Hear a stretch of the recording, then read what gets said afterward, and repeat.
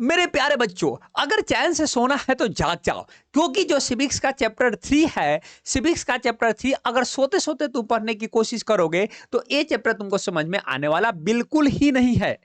Civic chapter 1 power sharing बहुत ही आसान chapter था, इजीली आपको समझ में आ गया होगा। सिविक चैप्टर 2 फेडरलिज्म, वो भी बहुत ही आसान चैप्टर था, इजीली समझ में आ गया होगा। लेकिन जो सिविक चैप्टर 3 है वो आपको इजीली समझ में नहीं आएगा। सिविक्स का सबसे टफेस्ट जो चैप्टर है दैट इज चैप्टर 3। चैप्टर 3 के अगर नाम की बात कर लिया जाए, हेडलाइन क्या है चैप्टर का, तो हेडलाइन है जेंडर, रिलीजन और कास्ट।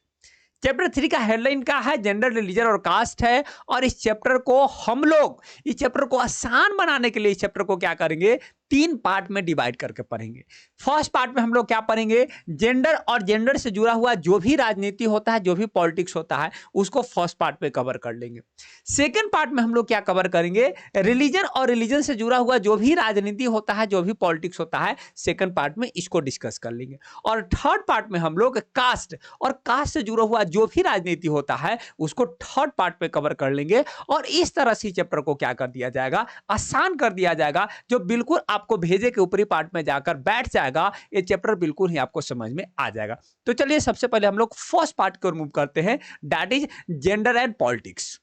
चलिए ये रहा हमारा फर्स्ट पार्ट। फर्स्ट पार्ट में हम लोग क्या डिस्कस करने वाले हैं, gender and politics. First part में हम लोग जेंडर एंड पॉलिटिक्स को डिस्कस करने वाले हैं। और इस टॉपिक की जो शुरुआत है वो जेंडर डिवीजन के साथ हो रहा है। टॉपिक की शुरुआत जेंडर डिवीजन के साथ हो रहा है। और यहां पर यह बताया गया है कि कैसे पुरुष और महिलाओं के बीच भेदभाव किया जाता है।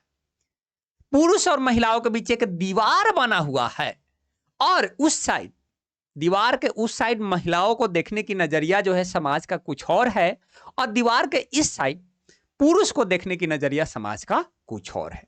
ये है जेंडर डिवीजन, ये है आपका जेंडर डिवीजन, जो आपको यहां पर बताया गया है कि जो जेंडर डिवीजन है, देखिए क्या बोला गया कि gender division is a type of hierarchical social division, जो आपको सभी जगह देखने को मिलता है। जेंडर डिवीजन एक तरह का सोशल डिवीजन है। ये सोशल डिवीजन कैसा है, हियरार्किकल है। सोशल डिवीजन मतलब सामाजिक विभाजन, माने सामाजिक भेदभाव कह सकते हो। और एक ऐसा है हियरार्किकल है। हियरार्किकल कहने का मतलब ये होता है कि एक ग्रुप जो है वो दूसरे ग्रुप पर क्या कर रहा है, डोमिनेंस कर रहा है। एक ग्रुप दूसरे ग्रुप पर डोमिनेंस कर रहा है। और यहां पर डोमिनेंस जो है वो पुरुष को दिखाया गया कि जो पुरुष है वो महिलाओं पर क्या कर रहा है, डोमिनेंस कर रहा है। ओके। और इस डोमिनेंस को वर्क के बेसिस पर दिखाया गया है। इस डोमिनेंस को वर्क के बेसिस पर दिखाया गया है। देखिए क्या बोला गया कि gender division is reflected in the sexual division of labour in most family. ज्यादातर परिवार में आपको ये जो जेंडर डिवीजन है वो सेक्सुअल डिवीजन ऑफ लेबर के फॉर्म में देखने को मिल जाता है। अब ये सेक्सुअल डिवीजन ऑफ लेबर क्या है, तो जब काम को, व्हाट आई एम सेइंग, जब काम को सेक्स के बेसिस पर कि वो मेल है या फीमेल है, मतलब मेल के लिए अलग काम और फीमेल के लिए अलग काम, जब इस तरह से काम को डिवाइड करते हैं तो उस डिवीजन को ही क्या कहा जाता है, सेक्सुअल डिवीजन ऑफ लेबर कहा जाता है। ये बातें आपके बुक में दिया हुआ है। Gender division sexual division of labour के फॉर्म में आपको ज्यादातर सोसाइटी में देखने को मिल जाता है। जैसे कि देखिए महिलाएं जो है घर का सारा काम करती हैं, जैसे कुकिंग हो गया, क्लीनिंग हो गया, वॉशिंग हो गया, टेलरिंग हो गया, इसके साथ साथ बच्चों की देखभाल हो गया। सेक्सुअल डिवीजन ऑफ लेबर के थ्रू बताया गया कि महिलाएं जो है घर का सारा काम कर रही हैं। ये मान लिया जा रहा है पुरुष सिंपली सोचता है, पुरुषों का ये सोचना है कि जो घर का काम है वो सिर्फ और सिर्फ क्या है, महिलाओं के लिए है। घर का काम है तो महिलाएं ही करेंगी। और घर का जो बाहर का जो काम है, पुरुष का सोचना यह है कि घर का बाहर का काम मैं करूंगा। घर का बाहर का काम पुरुष, घर का अंदर का काम महिलाएं, है ना। आप अपने घर में भी देखते होंगे घर का ज्यादातर काम कौन करते हैं, आपकी माँ करती होंगी या तो आपकी बहन करती होंगी। और घर का जो बाहर का जो काम है वो कौन करते होंगे, या तो आपके पिताजी करते होंगे या तो आपके बड़े भैया, छोटे भैया, या मतलब जो भी वो करते होंगे। ओके।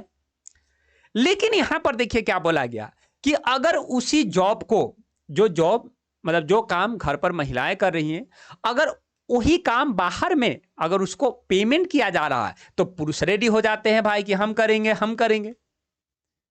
अगर उसी काम की पेमेंट मिल रहा है तो पुरुष रेडी हो जा रहे हैं घर के बाहर कि हम करेंगे। जैसे ज्यादातर जो टेलर होते हैं वो पुरुष ही होते हैं। देख लीजिए, जो सिलाई मशीन जो बाहर में दुकान खोलकर बैठे हैं और जो सिलाई मशीन चलाते हैं वो ज्यादातर पुरुष ही चलाते हैं। होटलों में जो कुक देखते हो, होटलों में जो खाना बनाने वाले लोग होते हैं वो ज्यादातर कौन होते हैं? पुरुष ही होते हैं। ओके, ये बातें हो गई। इसके साथ साथ एक बात भी बोला गया है कि ऐसा नहीं है कि जो महिलाएं सिर्फ घर के अंदर ही काम करती हैं, कई सारे जगहों पर वो घर का बाहर भी काम करती है। जैसे गांव में बोला गया कि जो महिलाएं हैं घर से बाहर जाती हैं, पानी लाती हैं। इसके साथ साथ फ्यूल को भी कलेक्ट करती है, जंगल जाकर लकड़ियों को लाती है, कलेक्ट करती है खाना बनाने के लिए। इसके साथ साथ अगर रूरल एरिया है तो रूरल एरिया में वो क्या करती है? खेतों में जाकर भी काम करती है, धान रोपने का काम करती है, सिंचाई का काम करती है, सोने का काम करती है, तो खेतों में भी काम करती है। ओके, अगर अर्बन एरिया की बात कर लिया जाए तो अर्बन एरिया में जो पुअर वीमेन होती है वो डोमेस्टिक हेल्पर के रूप में दूसरे के घरों में जाकर काम करती है, एज अ मेड जो है दूसरे घरों में जाकर काम करती है। अगर मिडिल क्लास वीमेन की बात कर लिया जाए, शहरों में अगर मिडिल क्लास वीमेन की अगर बात कर लिया जाए तो जो मिडिल क्लास वीमेन होती हैं वो ऑफिस में जाकर काम करती है। लेकिन यहां पर समस्या उनके साथ ये हो जाता है कि जो ज्यादातर जो उनका काम है, महिलाओं के द्वारा जो ज्यादातर जो काम किया जा रहा है उसकी प्रॉपर वैल्यू नहीं दिया जाता है, उसको पूरी तरह से रिकॉग्नाइज नहीं किया जाता है। ज्यादातर जो उनका काम है वो अनपेड है, जिसकी पेमेंट नहीं होती है। ओके, अब ये चीजें हैं जो आपको हजारों साल से आपको सोसाइटी में देखने को मिल जाता है, और ये रिप्रेजेंट कर रहा है जेंडर डिवीजन को रिप्रेजेंट कर रहा है। आप यहां भी देख लीजिए, यहाँ फिगर दिखाए गए हैं कि महिलाएं कैसे घर का अंदर का काम कर रही हैं और पुरुष जो है कैसे घर के बाहर का काम कर रही। अब ये हजारों साल से जो है इंडियन सोसाइटी में एग्जिस्ट कर रहे थे। अब ये सबका रिजल्ट क्या हुआ? इस सबका रिजल्ट क्या हुआ? जो लेबर डिवीजन किया गया है मेल और फीमेल के बेसिस पर, उसका रिजल्ट क्या हुआ? तो रिजल्ट ये हुआ कि जो महिलाओं का जो रोल है, ऐसे अगर देखा जाए टोटल पॉपुलेशन में, तो टोटल पॉपुलेशन में 50% पॉपुलेशन महिलाओं का है और 50% पॉपुलेशन पुरुष का है। तो पॉपुलेशन कंपोजिशन तो दोनों का आधा आधा है, लेकिन पब्लिक रोल या पब्लिक काम में जो महिलाओं का जो रोल है वो क्या हो चुका है? बहुत ही कम हो चुका है। बाहर निकलकर महिलाएं काम बहुत कम कर रही है, और ये अच्छी बात नहीं है पूरे देश के पॉइंट ऑफ व्यू से, पूरे राज्य के पॉइंट ऑफ व्यू से। आधी पॉपुलेशन को अगर घर से बाहर उनको काम करने की अपॉर्चुनिटी नहीं दीजिएगा तो ओवरऑल आपका समाज तरक्की करने वाला नहीं है, आपका देश तरक्की करने वाला नहीं है। ओके, अगर पहले जाइएगा, माने पहले के सोसाइटी को देखिएगा, तो पहले के सोसाइटी में सिर्फ पुरुष को ही अलाउ किया जाता था कि पब्लिक में जाकर काम कर सके। वोट देने की अधिकार पुरुषों के पास रहता था। इलेक्शन में कंटेस्ट करने का अधिकार भी सिर्फ और सिर्फ पहले क्या था? पुरुषों के पास रहा करता था। ये सब चीजें पहले से थी, ये सब लेबर डिवीजन पहले से एग्जिस्ट कर रहा था। फिर धीरे धीरे क्या हुआ कि जो महिलाएं हैं, महिलाएं इस चीज को समझ गई कि पुरुष कहीं ना कहीं हमारे साथ क्या कर रहा है? राजनीति कर रहा है, पॉलिटिक्स कर रहा है। पुरुष हमारे साथ कहीं ना कहीं क्या कर रहा है? राजनीति कर रहा है। हम लोगों को उल्टा सीधा सिखा रहा है, और उल्टा सीधा सिखाकर सिर्फ कह रहा है कि घर का काम करो। अब महिलाएं कहें कि नहीं, हम घर के से बाहर भी निकलेंगे और घर का बाहर का भी काम हम करने में सक्षम हैं और उस काम को करेंगे भी। तो जेंडर इशू रेज होने लगा। जेंडर इशू, इसी को जेंडर इशू बोला गया। जेंडर इशू रेज होने लगा, और पूरे वर्ल्ड की जो महिलाएं हैं वो खुद को ऑर्गेनाइज करने लगी, और इसके साथ साथ इक्वल राइट्स के लिए प्रोटेस्ट करने लगी। महिला मोर्चा जिंदाबाद। महिलाएं ग्रुप बना रही हैं और प्रोटेस्ट कर रही हैं, आंदोलन कर रही हैं, ताकि उनको भी इक्वल राइट्स मिल सके, ताकि वो भी घर से बाहर निकलकर वैसे कामों को कर सके जिससे उनको पैसा मिल सके, और वो भी एक तरह का इंडिपेंडेंट वीमेन, एक इंडिपेंडेंट ह्यूमन बीइंग बन सके। ओके, ये जो प्रोटेस्ट है, ये प्रोटेस्ट डिमांड कर रहे हैं कि महिलाओं का जो पॉलिटिकल स्टेटस है और जो लीगल स्टेटस है उसको बेहतर किया जाए। इसके साथ साथ उनका जो एजुकेशनल अपॉर्चुनिटी और जो कैरियर अपॉर्चुनिटी है उसको भी सुधारा जाए। भाई महिलाओं को प्रॉपर एजुकेशन मिले, महिलाओं को क्या मिलना चाहिए, प्रॉपर एजुकेशन मिलना चाहिए। ये सब आंदोलन में बातें की जा रही है, ये सब आंदोलन में बातें की जा रही है कि महिलाओं को प्रॉपर एजुकेशन मिलना चाहिए, कैरियर अपॉर्चुनिटी मिलना चाहिए, महिलाएं भी साइंटिस्ट बन सके, डॉक्टर बन सके। ये सब आंदोलन में बातें की जा रही है कि महिलाएं भी पुरुषों से कम नहीं है। ओके, जो रेडिकल वीमेंस मूवमेंट थे, कुछ जो आंदोलन थे बिल्कुल रेडिकल्स ने पूरी तरह से बदलाव चाहते थे, पूरी तरह से इक्वालिटी चाहते थे। वो क्या कहते थे कि जो पर्सनल लाइफ और जो फैमिली लाइफ में जो भी रूल और रेगुलेशन है वो सबका सब क्या होना चाहिए, बिल्कुल इक्वल होना चाहिए। पर्सनल लाइफ और जो फैमिली लाइफ से जुड़े हुए जितने भी रूल और रेगुलेशन हैं वो पुरुष और महिलाओं के लिए बिल्कुल इक्वल होना चाहिए। वैसे मूवमेंट को क्या बोला गया है, रेडिकल्स वीमेंस मूवमेंट बोला गया है। वैसे मूवमेंट को रेडिकल वीमेंस मूवमेंट बोला गया है। एकदम कंप्लीट चेंज चाहते हैं और बिल्कुल बराबरी की बात करते हैं। बिल्कुल क्या बात कर रहे हैं, बराबरी की बात कर रहे हैं कि पुरुष और महिलाओं के साथ बिल्कुल जो भी चीजें होनी चाहिए वो बिल्कुल इक्वल होना चाहिए, 50-50% होना चाहिए। ठीक है, अब देखिए नए तरह का पॉलिटिकल कॉन्शसनेस देखने को मिल रहा है, राजनीतिक बदलाव देखने को मिल रहा है। और ये राजनीतिक बदलाव का रिजल्ट ये हुआ कि जो वीमेन का जो रोल है, महिलाओं का जो रोल है वो सोसाइटी में क्या होने लगा, बढ़ने लगा। जब ये सब आंदोलन चले, यहां पर आंदोलन की चर्चा की गई, जब ये सब आंदोलन चले तो आंदोलन का रिजल्ट क्या हुआ कि जो वहां पर जो भी करेंट गवर्नमेंट थी वर्ल्ड में, जो भी जहां पर भी जो करेंट गवर्नमेंट थी, जहां पर जो आंदोलन चल रहे थे, वो सरकार ने कुछ बदलाव किए और महिलाओं को जो है से कि अपॉर्चुनिटी दी गई ताकि वो पढ़ सके, लिख सके, अपना कैरियर बना सके।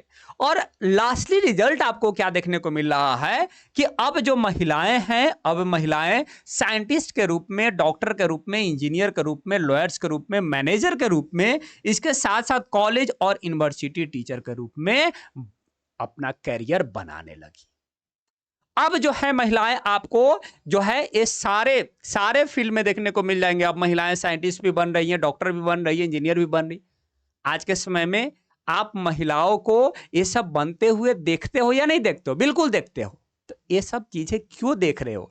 क्योंकि कुछ साल पहले मतलब लगभग आप चले जाइए मिड 17वीं सेंचुरी में चले जाइए, उस समय यूरोप में महिलाओं के द्वारा आंदोलन किया गया और उस सब आंदोलन का ही रिजल्ट ये हुआ कि वहां के सरकार ने उनको अधिकार दिया ताकि वो पढ़ लिख कर भी जो है कि क्या कर सके, सब कैरियर बना सके। ओके, यहां तक चीजें क्लियर है। कुछ देश में तो आप ये देखोगे, जैसे स्कैंडिनेवियन कंट्री बोला गया, स्कैंडिनेवियन कंट्री में स्वीडन, नॉर्वे और फिनलैंड आता है। यहां पर जो महिलाओं का जो पार्टिसिपेशन है पब्लिक लाइफ में बहुत हाई है, वेरी। कुछ देश तो ऐसे हैं जहां पर महिलाओं का जो पार्टिसिपेशन है वो सोसाइटी में बहुत ज्यादा क्या हो चुका है, इंक्रीज हो चुका है। ये अच्छी बात है, दैट्स अ गुड थिंग। मैंने सबसे पहले आपको जेंडर डिवीजन की चर्चा की गई कि जेंडर डिवीजन क्या है, कैसे पहले काम को पहले डिवाइड करके रखा गया था। बताया गया कि ये जो खास काम है वो महिलाएं कर सकती हैं और बाहर का काम जो है वो पुरुष कर सकता है। ठीक है, फिर क्या हुआ कि ये सब चीजों को आगे आने वाले समय में महिलाएं समझ गई, फिर वो प्रोटेस्ट करने लगी और प्रोटेस्ट का फिर रिजल्ट ये हुआ कि महिलाओं को अधिकार मिल गया और अब जो महिलाएं हैं ये सब जो है साइंटिस्ट, डॉक्टर वगैरह ये सब अब वो बन सकती है। अब जो है महिलाओं की जो स्थिति है वो क्या हो चुकी है, बेहतर हो चुकी है। चलिए, ये तो हो गया, वर्ल्ड वाइज हो गया। अब यहां पर है कि महिलाओं का जो स्टेटस है वो भारत में क्या है। वर्ल्ड वाइज तो हम लोग देख लिए कि ठीक है, वर्ल्ड वाइज उनकी स्थिति कई सारे यूरोपियन कंट्री में उनकी सुधर गई, but what about the status of women in India? Bharat में महिलाओं की स्टेटस क्या है? तो भारत में बोला गया कि आज भी जो महिलाएं हैं वो बहुत ज्यादा क्या है, वो पुरुष से पीछे है। चेंजेस हुए हैं, इंडिपेंडेंस के बाद उनके लाइफ में बदलाव हुए हैं, इसमें कोई दोहराए नहीं है। बिल्कुल ये बात सच है कि इंडिपेंडेंस के बाद महिलाओं के लाइफ में बदलाव आए हैं, लेकिन फिर भी ओवरऑल अगर आप देखते हो तो आज भी जो महिलाएं हैं वो पुरुष से बहुत ज्यादा क्या हैं, पीछे हैं। आज भी जो हमारा जो सोसाइटी है वो सोसाइटी क्या है, मेल डोमिनेटेड सोसाइटी है। आज भी जो हमारा सोसाइटी है, सोसाइटी क्या है? मेल डोमिनेटेड सोसाइटी है। ये बात हम क्यों बोल सकते हैं? क्योंकि भारत में रहने वाली महिलाओं के साथ आज भी भेदभाव किया जाता है और उन भेदभाव की यहाँ पर 4 पॉइंट के थ्रू चर्चा किया गया है। ये चारों पॉइंट क्लेरिफाई कर रहा है कि महिलाओं के साथ कैसे भेदभाव किया जाता है और उस भेदभाव का ही रिजल्ट है कि महिलाएं अभी भी हमारे देश में बहुत पीछे हैं। चारों पॉइंट को एक एक करके डिस्कस कर लेते हैं। फर्स्ट पॉइंट लिटरेसी रेट है। फर्स्ट पॉइंट क्या है? Literacy rate. और लिटरेसी रेट में यह बताया गया कि महिलाओं का जो लिटरेसी रेट है वो सिर्फ और सिर्फ 54% है, जबकि हमारे देश में पुरुषों का जो लिटरेसी रेट है वो कितना है? 76%।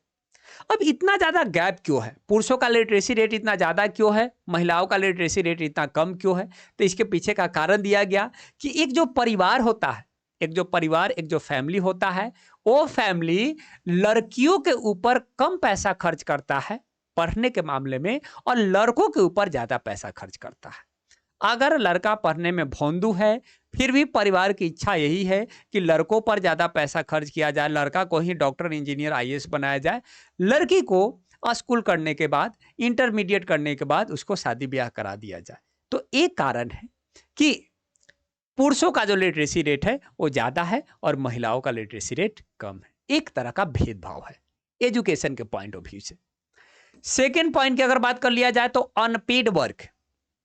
अगर ऑन एन एवरेज देखोगे तो जो इंडियन वीमेन है, भारतीय जो महिलाएं हैं, वो 1 घंटा ज्यादा काम करती हैं पुरुषों के कंपेयर में।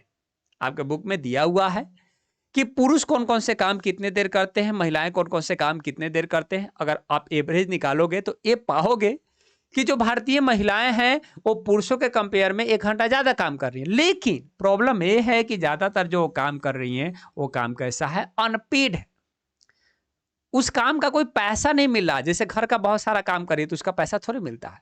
तो ये हो गया कि महिलाओं के द्वारा जो ज्यादातर काम किया जा रहा है वो काम क्या है? अनपेड है, अनपेड काम है। Okay, now third one, difference in wages salary.